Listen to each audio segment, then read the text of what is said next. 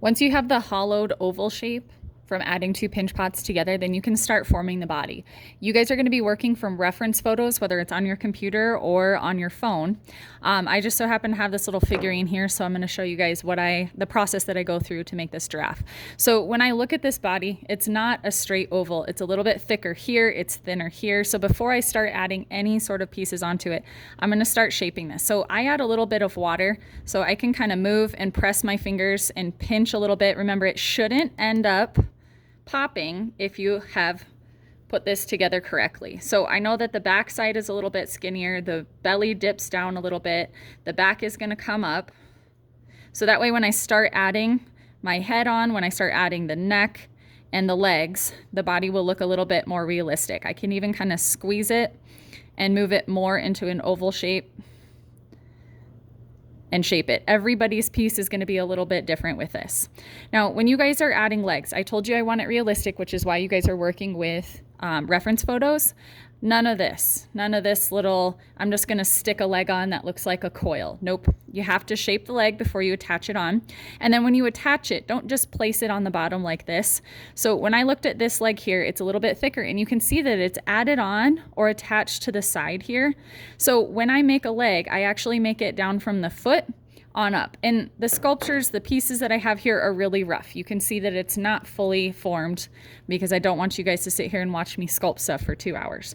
So when I attach this, I'm going to attach it similar to what I would see in a photo, to where I'm actually going to pull the leg up like this. And then when you attach it, just like we did before, you need to score and slip. Now this piece is not thicker than my thumb, so I don't have to hollow anything out yet.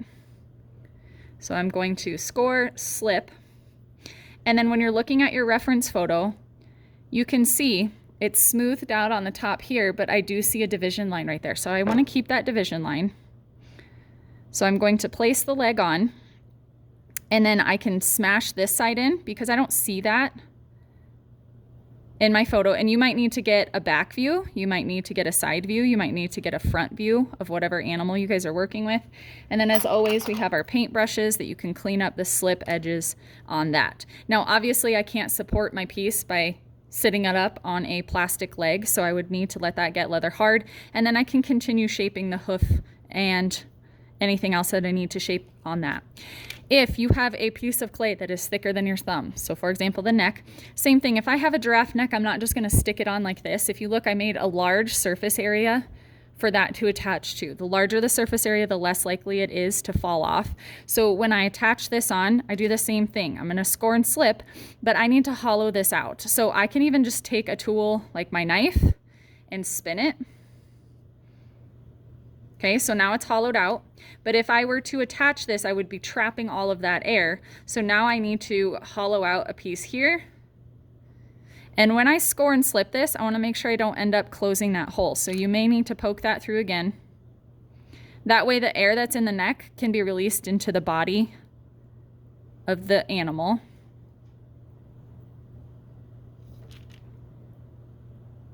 Okay, so I covered up that hole a little bit, so I'm going to poke it through again.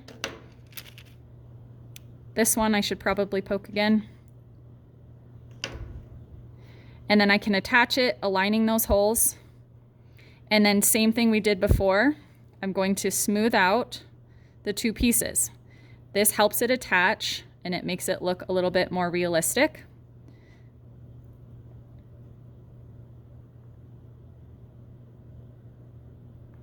And then I can continue shaping from there. If I feel like I have a dent here that the animal does not have, then I can add a coil and I can add clay to that.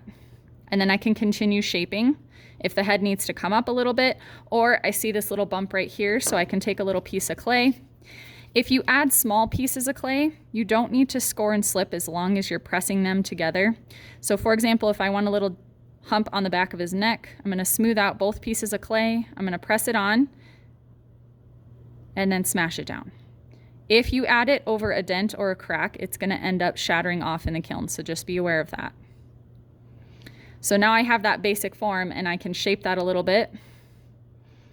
And so we're just adding as we go with these pieces. Now these are all plastic, so the neck isn't going to support itself yet, so I'm just going to leave it on its side. If I have a tail, you'll notice in this little figurine that the tail is anchored to the leg, and that's for a reason. If I have something very fragile, I'm going to score and slip it on. But if it's fragile, it's going to end up falling off. And so what I want to do is attach it. And if you noticed, I have a thicker area. I don't just attach it straight on. I have a thicker area, so it's more likely to survive. And then what I would do is score and slip it right onto that leg right there. So that way it has something to anchor onto, and it's less likely to break off when it gets into that bone dry state. I'm going to show you guys how to add. So say if I have a smaller head, I don't need a long neck on it. I'm going to show you how to add this. I don't have another pinch pot prepped, so I'm just going to attach it here. Obviously you wouldn't put a head right there unless you're doing a hybrid animal, which means you can combine multiple animals. So if I were doing a hybrid animal, I would still need to make every part that I add realistic.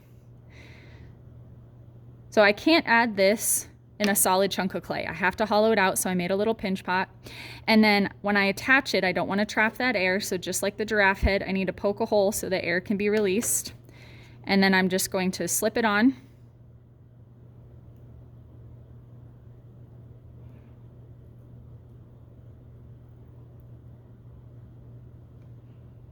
Okay, now if we were doing, say, a bear head, I'm going to press this down.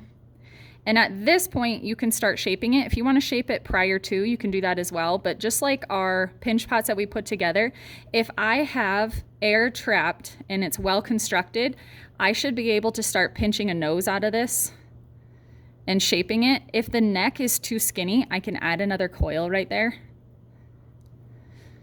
And then I would start adding my facial features on it. Use a reference photo. Okay, make sure that you guys are placing items where they need to be. Make sure that the scale of the head is the same as the scale of the feet. So for example, when I'm looking at this, if this were a photo and I look at the length from the top of his butt to the bottom of his feet, and I look at that, and it's pretty much the same as the length of the neck. So if I'm looking here, I want to make sure that those two measurements match. If I'm looking at the width of the body compared to the length of the neck, I want to make sure that those two match. That way our animal actually looks realistic. So you have to do a little bit of sight measuring. So again, you guys can do a realistic animal of your choice. You can do a hybrid animal, but it still needs to be realistic. For example, the body of a shark, the head of a bear. You can put wings on it, as long as all of those items that you're adding are realistic. Now, once I finish my piece, I have got air coming from the neck into the body. I've got air coming from this head into the body. It has to be released somewhere. So the last thing that I do is hide a hole on the bottom. This is my vent hole right here. So all of that air can be released through the body. And we want to wait to do that until it's set and leather hard.